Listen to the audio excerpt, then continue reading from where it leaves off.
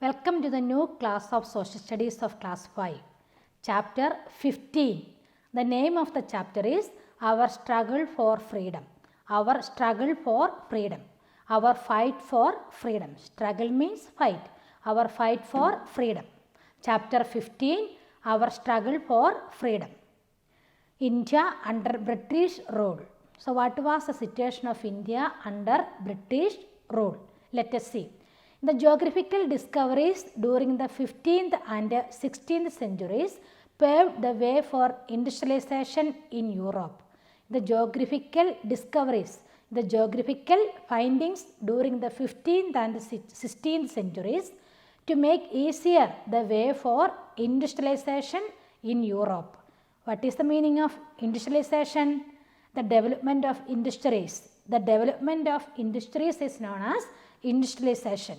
So, the geographical findings, the geographical discoveries during the 15th and 16th centuries paved the way to make easier the way for industrialization in Europe, the development of industries in Europe.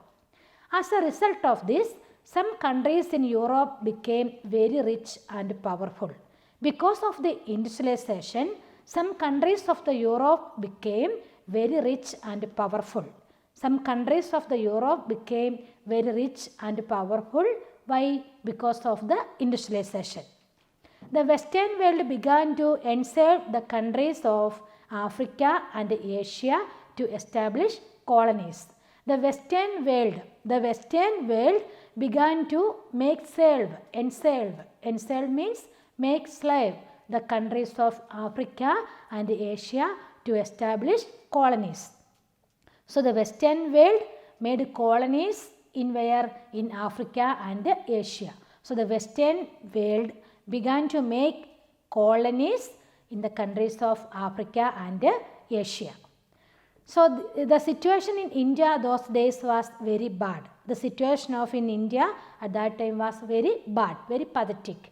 The Mughal Empire was on the decline. The Mughal Empire was on the decline. The Mughal Empire was become smaller. The Mughal Empire began to decline. India was divided into small kingdoms.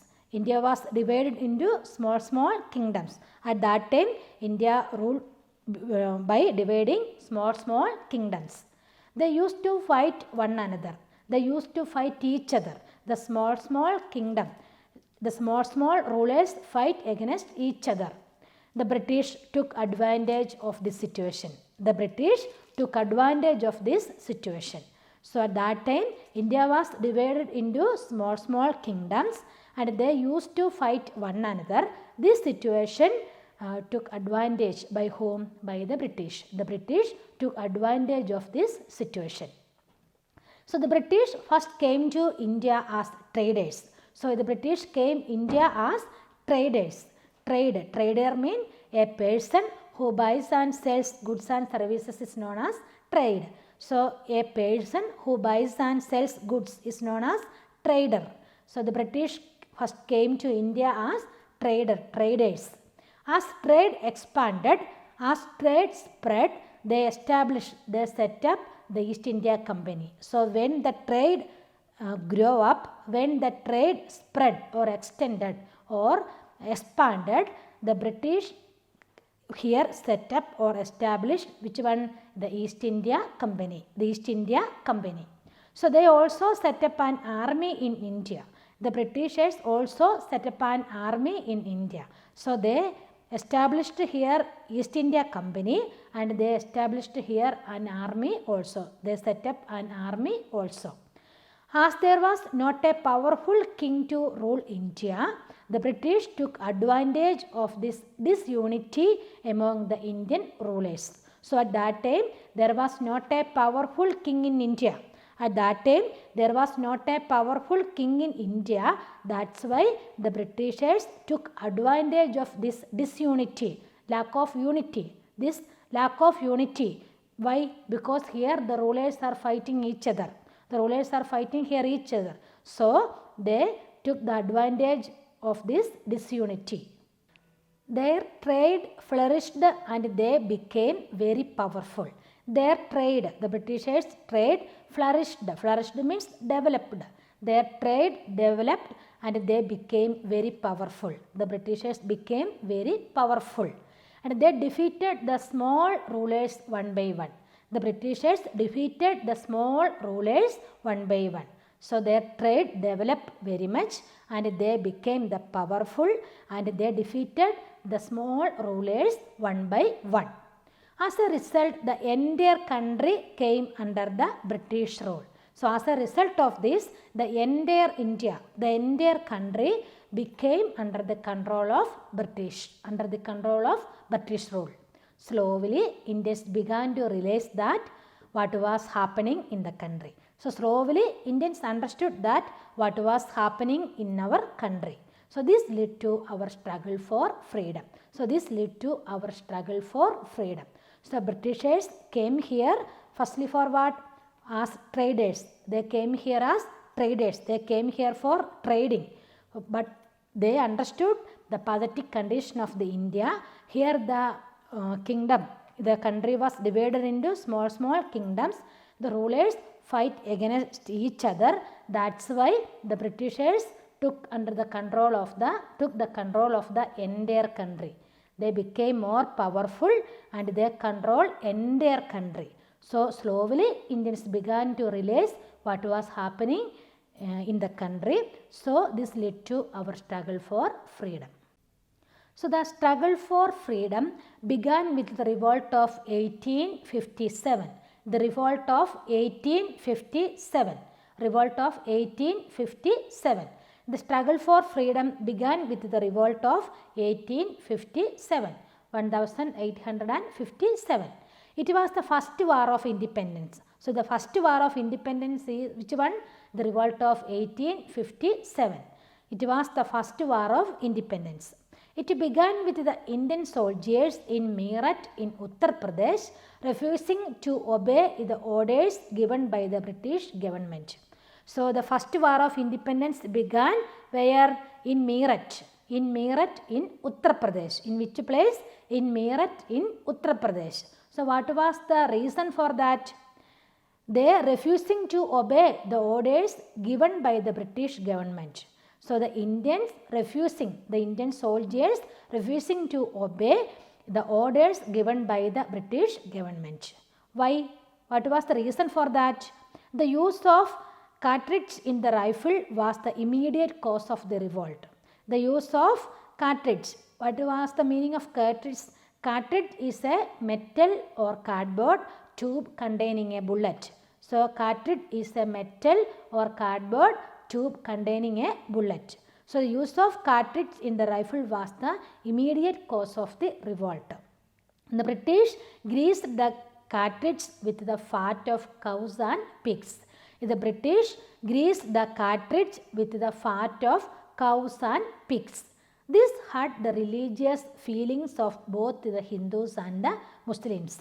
That's why they refused to obey the orders given by the British government. So the use of cartridge in the rifle was the immediate cause of the revolt. Why? Because the British greased. Greased means to put fat or oil. The cartridge with the fat of cows and pigs.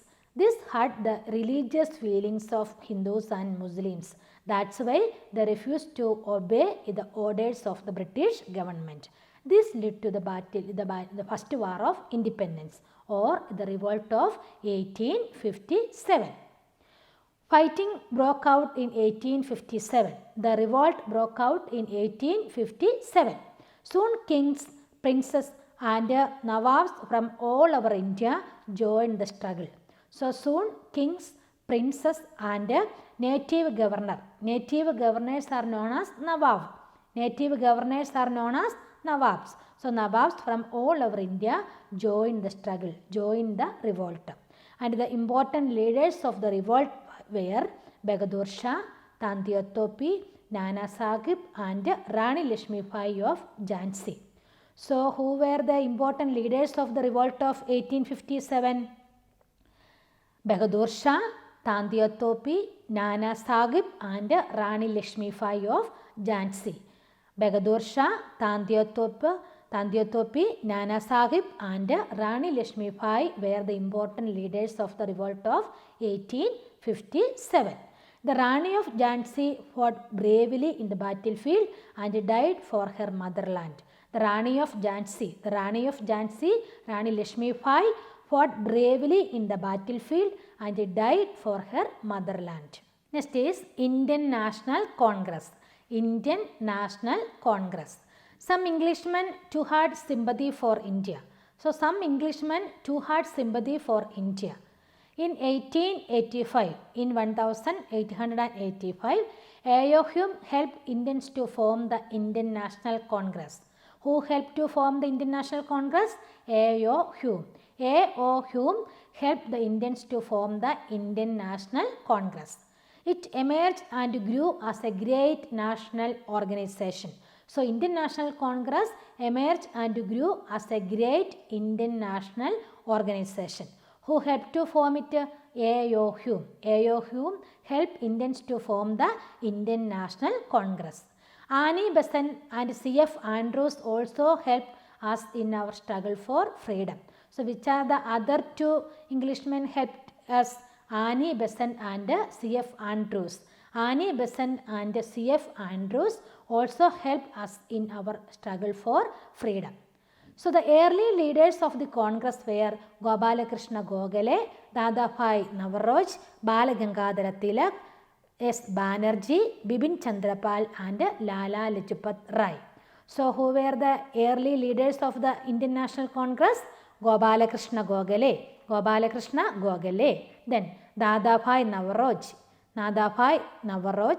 Balagangadhara Tilak, S. Banerjee, Bipin Chandra Pal and Lala Lajpat Rai. These were the leaders of the early leaders of the Indian National Congress. And these leaders worked tirelessly to build up the organization. And these leaders worked with great effort and to build up for this organization. Tilak boldly declared that freedom is my birthright and I shall have it. Balagangadhara Tilak bravely declared that which one? Freedom is my birthright. Freedom is my birthright and I shall have it. So, freedom is my birthright and I shall have it. Who said it or who declared it? Balagangadhara Tilak. Balagangadhara Tilak bravely declared that Swaraj is my birthright and I shall have it. Then the leaders held meetings and asked the people to boycott British goods. The leaders held meetings and asked the people to avoid British goods. Boycott means avoid or give up. Boycott British goods. Then the British government tortured our leaders and imprisoned them. The British government torture means cause great mental suffering and anxiety. Torture means cause great mental suffering and anxiety. And the British government tortured our leaders and imprisoned them. People were beaten up and put in jail. Still they did not give up. The struggle continued with more force. The struggle for freedom continued with more force. Next is non-violence. Non-violence is also known as ahimsa. Non-violence or ahimsa. So in 1914, Mohandas Karamchand Gandhi returned to India from South Africa and joined the Congress. So in 1914, Mohandas Karamchand Gandhi returned to India from where? From Africa, from South Africa and joined the Congress. After Gandhi's arrival, the struggle for independence took a new turn. So after Gandhi's arrival, the struggle for freedom, the struggle for independence took a new change, took a new change. He went round the country and studied the conditions of the people. So Mohandas Karamchand Gandhi round the country. He wandered around the country and studied the conditions of the people. Gandhiji encouraged the people to fight for the country in a non-violent manner. So Gandhiji inspired the people. Gandhiji encouraged the people. Gandhiji inspired the people to fight for the country in a non-violent manner. Next is Jallianwala Bagh incident. Gandhiji's simple message spread like wildfire for all the country. So Gandhiji's simple message spread like wildfire all over the country.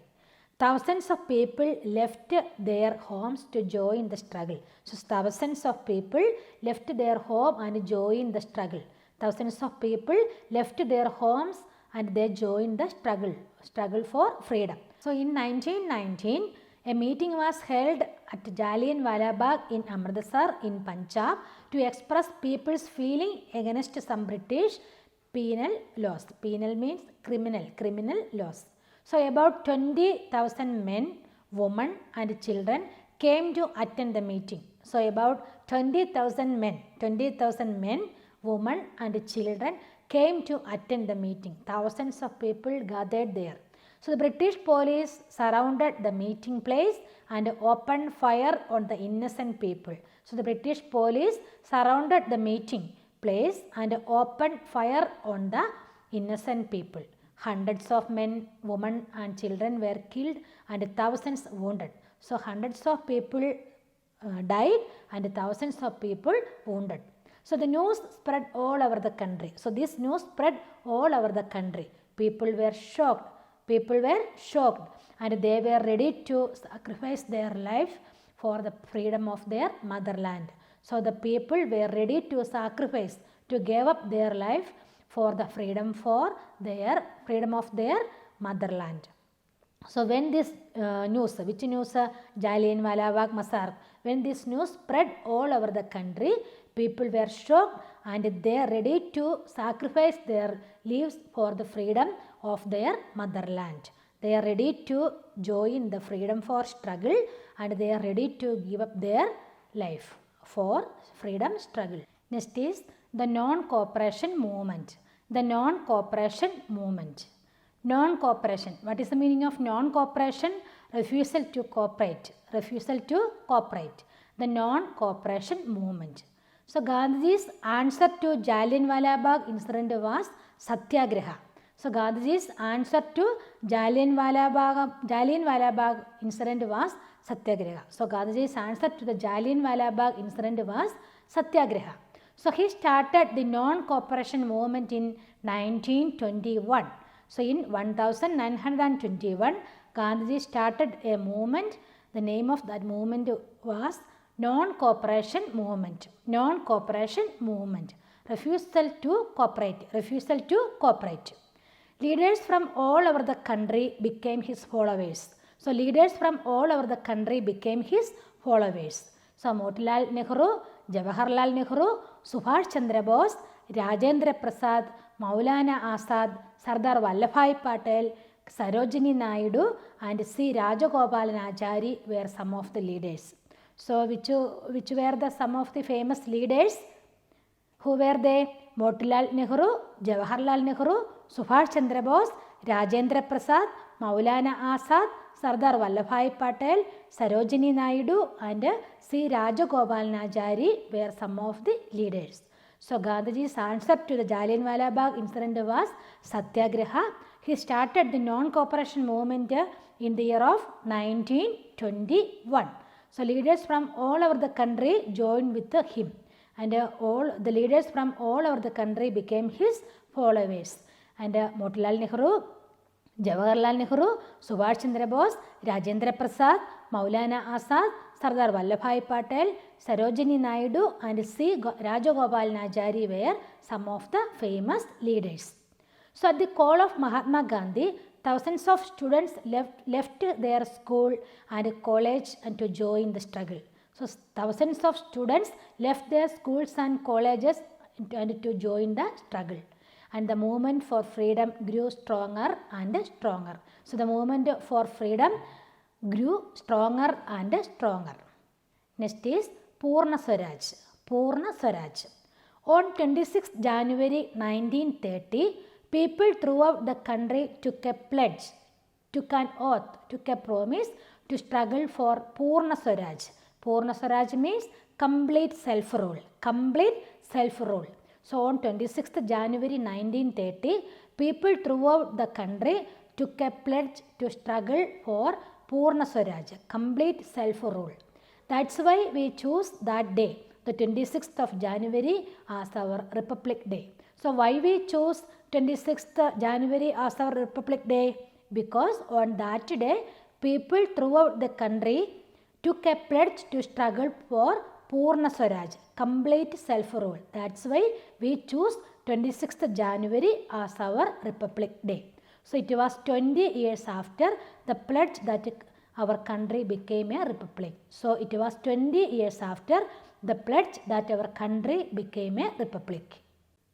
So when Gandhi was fighting for freedom within the country, Subhash Chandra Bose left India and fought the British from outside. So when Gandhi was fighting for freedom within the country, so when Gandhi was fighting for freedom in the country, Subhash Chandra Bose left India and fought the British from outside. He was called Netaji. He was called Netaji. Who was called Netaji? Subhash Chandra Bose was called Netaji. And his slogan, Jai Hind, has become the national symbol of unity of our countrymen. So his slogan means memorable motto. Slogan means memorable motto. So his slogan, Jai Hind, has become the national symbol of unity of our countrymen. So Netaji is remembered for his bravery, sacrifice and love for the country. So Netaji is remembered for his bravery, sacrifice. Sacrifice means the act of giving up something for somebody or country. So the act of giving up something is known as sacrifice. The act of giving up something is known as sacrifice. So Netaji is remembered for his bravery, sacrifice and love for the country. So the famous motto, memorable motto or slogan, Jai Hind, that announced by whom? Netaji Subhash Chandra Bose. Next is the Dandi March. The Dandi March. So Gandhiji decided to start his satyagraha by breaking the salt law. So Gandhiji decided to start the satyagraha by breaking the salt law. So what was salt law? So Salt Act of 1882 prohibited Indians from collecting or selling salt. So Salt Act of 1882 prohibited Indians from collecting or selling the salt, and Indian citizens were forced to buy the salt from British rulers and who charged heavy salt tax. And Indians forced to buy the salt from British rulers and they charged a heavy tax for salt. So this is Salt Law. Salt Act of 1882 prohibited Indians from buying or collecting or selling salt. Indians should buy or they forced to buy the salt from British. This was the Salt Law. So Gandhi decided to start his satyagraha by breaking the salt law. How he break the salt law? On 12 March 1930, Gandhi started on a march along with a few followers. And they walked nearly 300 kilometers. Gandhi and his followers walked nearly 300 kilometers from the Sabarmati Ashram to Dandi near Surat in Gujarat. So they started the journey from the Sabarmati Ashram to Dandi near Surat in Gujarat. So after 25 days they reached Dandi.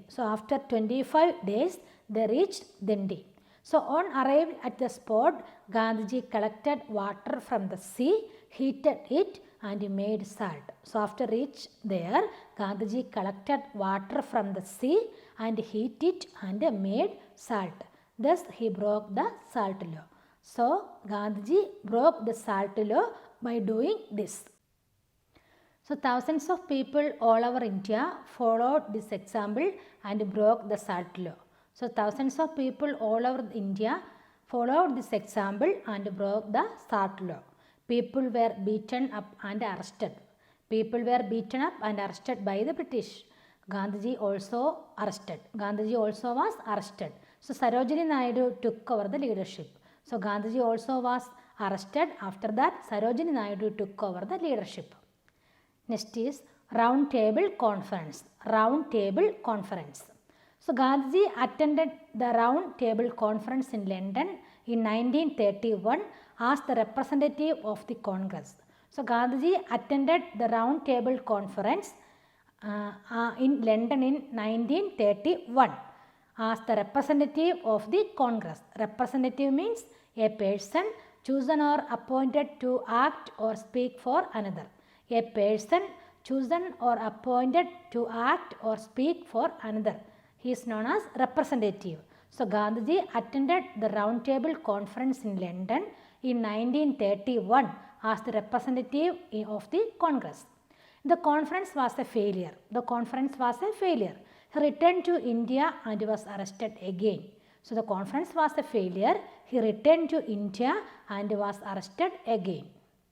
So next is the Second World War. Next is the Second World War.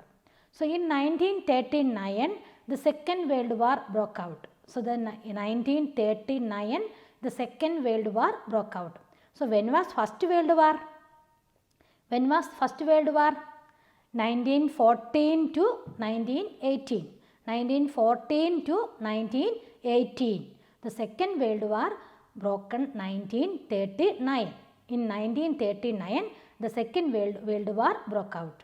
England declared war on Germany. So England declared war on Germany. India was dragged into the war by the ruling British. So India was dragged. Dragged means pull along forcefully. Pull along forcefully. So India was dragged into the war by the ruling British. So it was an insult to our country. So it was an insult to our country. Insult means a rude remark. It was a rude remark to our country. Next is the Quit India movement. The Quit India movement. So in 1942, Gandhiji asked the British to quit India. Quit means leave or give up. Quit India, give up India or leave India. So in 1942, Gandhiji asked the British to quit India. He told them to transfer power to the Indians and leave the country with immediate effect. So Gandhiji told Britishers to transfer power to the Indians, power from British to Indians, and leave the country with immediate effect. Quit India became the slogan of the whole country. So Quit India became the slogan, the motto, the memorable motto of the whole country. Almost all the Congress leaders and thousands of people were jailed. So almost all the Congress leaders and thousands of people were jailed. People throughout the country became restless. So people throughout the country became restless, and the movement became all the more powerful. So the movement became all the more powerful. The movement became more powerful. Schools and colleges were closed. Schools and colleges were closed. Hundreds of young freedom fighters were killed. So hundreds of young freedom fighters were killed. Still people did not give up the freedom struggle. So still people did not give up the freedom fight, freedom struggle. So the movement grew stronger and stronger. This movement, which movement? The Quit India movement grew stronger and stronger. At last, the British realized that they had to hand over power and leave the country. So at last, the Britishers realized that they understood that they had to hand over power and leave the country. Indian leaders were released from jails. So Indian leaders were released from jails and talks were held on granting independence to India. So Indian leaders were released from jails and talks were held on granting independence to India. So the last topic of this chapter is independent India. Independent India. So after the war, elections to the provincial legislative councils were held. So after the war, elections to the provincial means related to a specific country, or regions outside of the city.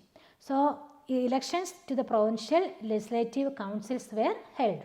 So the British government, convinced that Indians would not be satisfied with anything but complete freedom. So the Britishers understood that Indians need freedom. They not be satisfied with any other thing, they need complete freedom. So the Muslim League demanded a separate state for the Muslims. So the Muslim League demanded a separate state for Muslims. Since the Congress and the Muslim League could not come to any agreement, it was decided to divide India into two separate countries. So since the Congress and the Muslim League could not come to any agreement, that's why it was decided to divide India into two separate countries. Although it pained Gandhiji and many other leaders. So this decision divide India into two separate countries. This decision pained Gandhiji and some or many other leaders. Thus, the Muslim majority areas were separated to form Pakistan. So the Muslim majority areas were separated to form Pakistan. All the people accepted the decision with great sorrow because their dream of a united India was shattered. Shattered means broken. So all the people accepted this decision with great sorrow. Why? Because their dream of a united India was shattered, broken. At last, after a long struggle, India was declared independent on August 15, 1947. So when India became independent on August 15, 1947. On August 15, 1947, India became an independent nation. So on that day, Pandit Jawaharlal Nehru, India's first Prime Minister, hosted the Indian national flag at the Red Fort in New Delhi.